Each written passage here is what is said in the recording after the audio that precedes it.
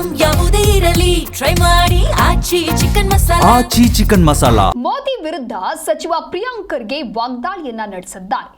LPG ಕೊರತೆಯನ್ನ ನೀಗಿಸುವುದಕ್ಕೆ ಅಗತ್ಯ ಸರಕುಗಳ ಕಾಯ್ದೆ ಇದೆ. ಪ್ರಧಾನಿಯಿಂದ ನಮ್ಮ ದೇಶದ ಮಾನ ಹರಾಜಾಗ್ತಾ ಇದೆ. ಮೋದಿ ಎಲ್ಲಿದ್ದಾರೆ? ವಿಶ್ವಗುರು ಮಾಯವಾಗಿ ಹೋಗಿದ್ದಾರೆ.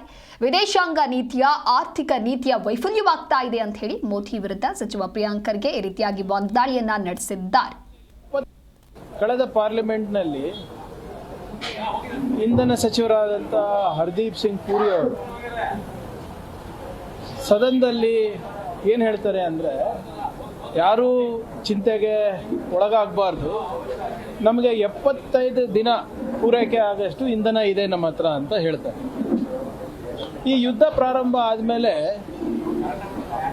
Ministry of oil and petroleum and natural gas ಅವ್ರ ಕಡೆಯಿಂದ ಏನು ಬರುತ್ತೆ, 25 ದಿನ ಎಷ್ಟು ಪೂರೈಕೆ ಆಗುವಷ್ಟು ಇಂಧನ ನಮ್ಮ ಹತ್ರ ಇದೆ ಅಂತ ಹೇಳ್ತಾರೆ.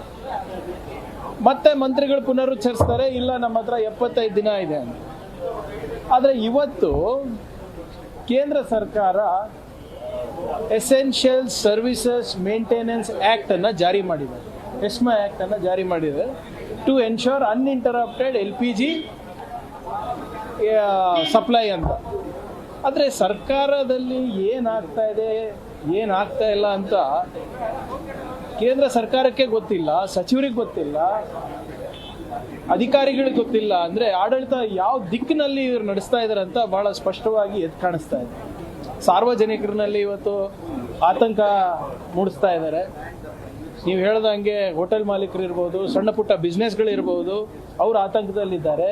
ಗುಜರಾತ್ನಲ್ಲಿ ಮ್ಯಾನುಫ್ಯಾಕ್ಚರಿಂಗ್ ಏನು ಟೈಲ್ ಮ್ಯಾನುಫ್ಯಾಕ್ಚರಿಂಗ್ ಹಬ್ ಇದೆ, ಅಲ್ಲಿ ಕೆಲಸ ನಿಂತೋಗಿದೆ.